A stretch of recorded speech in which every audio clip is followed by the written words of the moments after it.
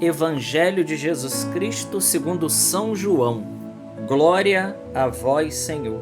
Naquele tempo, estando à mesa com seus discípulos, Jesus ficou profundamente comovido e testemunhou: em verdade vos digo, um de vós me entregará. Desconcertados, os discípulos olhavam uns para os outros, pois não sabiam de quem Jesus estava falando. Um deles, a quem Jesus amava, estava recostado ao lado de Jesus. Simão Pedro fez-lhe um sinal para que ele procurasse saber de quem Jesus estava falando. Então, o discípulo, reclinando-se sobre o peito de Jesus, perguntou-lhe: Senhor, quem é? Jesus respondeu: é aquele a quem eu der o pão, um pedaço de pão passado no molho. Então Jesus molhou um pedaço de pão e deu a Judas, filho de Simão Iscariotes.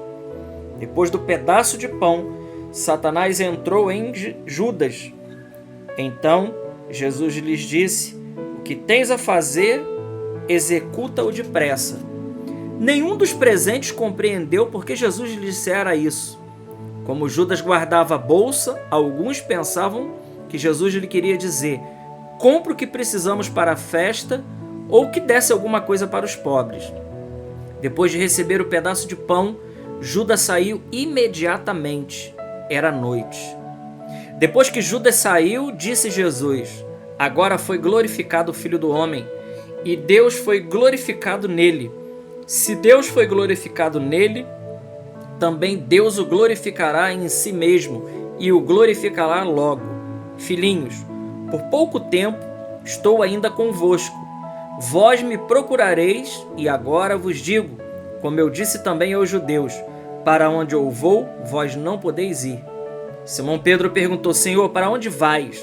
Jesus respondeu-lhes: para onde eu vou, tu não podes me seguir agora, mas me seguirás mais tarde. Pedro disse: Senhor, por que não posso seguir-te agora? Eu darei a minha vida por ti. Respondeu Jesus: darás a tua vida por mim? Em verdade eu te digo, o galo não cantará antes que me tenha negado 3 vezes. Palavra da salvação. Glória a vós, Senhor. Queridos irmãos, hoje, neste dia 26, nessa terça-feira, Semana Santa, nós temos esse texto maravilhoso, um texto rico. Estamos aí, né? E São João é o evangelista dos tempos fortes e dos tempos solenes. Nós lemos o capítulo 13 de São João, versículo de 21 a 33 e de 36 a 38. E é a passagem que Jesus está na ceia com os seus apóstolos. Ele está ali reunido com a intimidade, né? Com aqueles que são seus íntimos. E o texto diz que Jesus ele ficou profundamente comovido. E não como ele tivesse comovido na carne. Não. Jesus ficou comovido no espírito.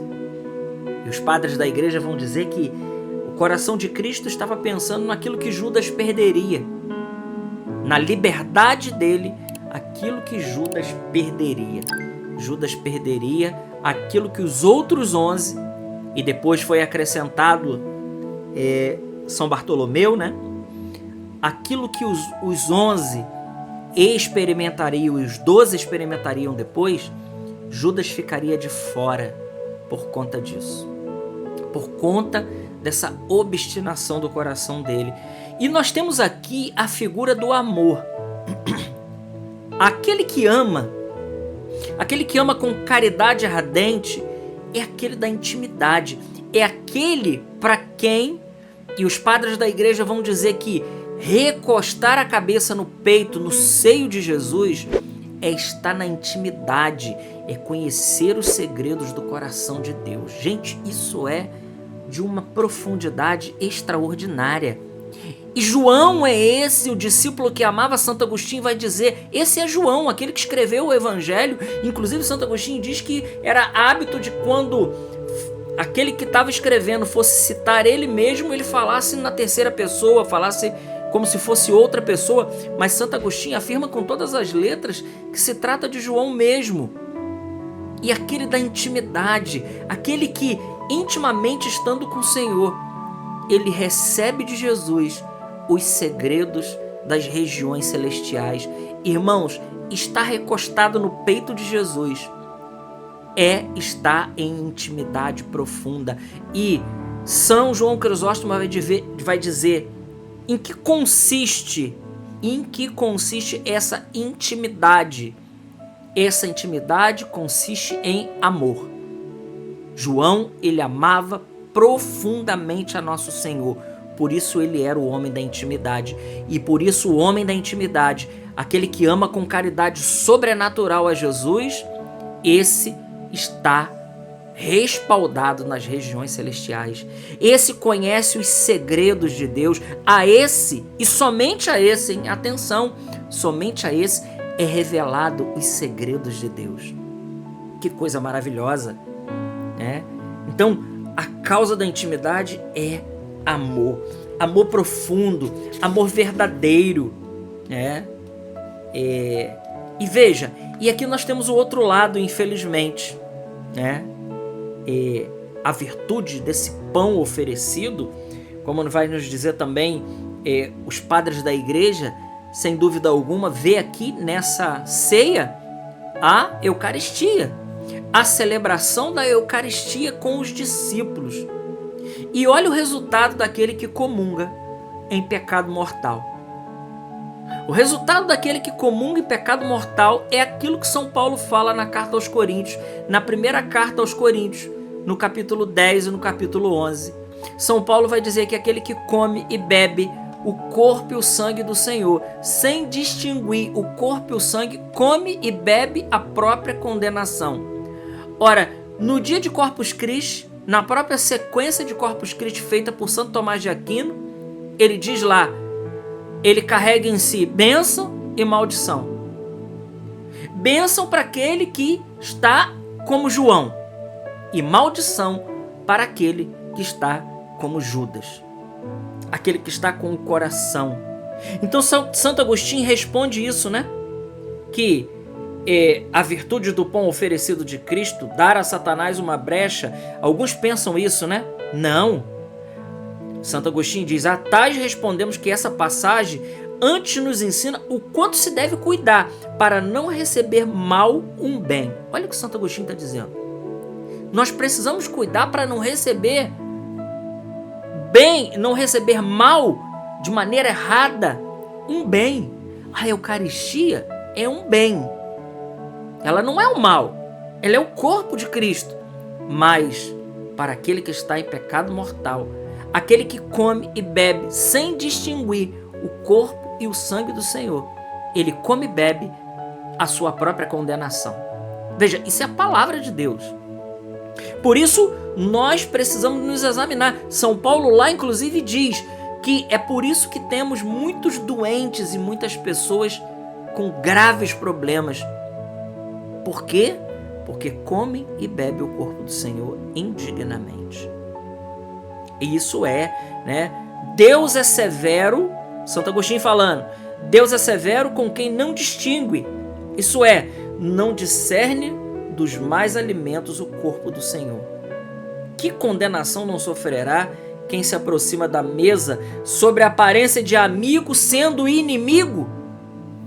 Olha, Santo Agostinho está dizendo, não sofrerá quem se aproxima da mesa com a aparência de amigo, mas sendo inimigo? E aqui eu preciso dizer algo.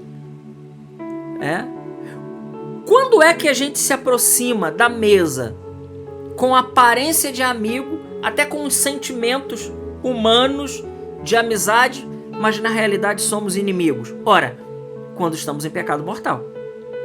O pecado mortal, ele é inimizade com Deus. Ainda que a gente jogue beijinho para Jesus, ainda que a gente diga que ama o Senhor, e até que o nosso coração esteja abrasado desse amor, esse amor humano misturado com o sentimento, se nós estamos em pecado mortal, o que tem instalado na nossa alma, meus irmãos, é inimizade com Deus. E foi isso que aconteceu com Judas. E o texto do Evangelho é muito claro. O texto ainda diz que logo após Judas ter comungado sacrilegamente, ele então ali nesse ato, ele se entrega totalmente à ação do mal. E o texto vai dizer, era noite, para mostrar, agora é o poder das trevas. E como que se Jesus tivesse o que você tem a fazer, faz logo, como se Jesus estivesse incentivando isso, os padres da igreja também vão dizer, não. Jesus não estava incentivando, mas Jesus ali estava como que usando de misericórdia, a misericórdia do Senhor que ele já estava exercendo sobre Judas. Mas mesmo assim, ele, obstinado no seu erro, ele comete o maior de todos os pecados. Ele não só trai externamente, mas ele já tinha consentido isso no seu coração. Meus irmãos, vamos pedir ao Senhor a graça de uma vida santa, uma vida em Deus, para que a gente possa, a exemplo de João, a exemplo da amizade com Jesus, a exemplo da intimidade, a gente possa experimentar as delícias eternas que o Rei quer revelar aos seus amigos. Glória ao Pai, ao Filho e ao Espírito Santo, como era no princípio, agora e sempre. Amém. Salve Maria Imaculada.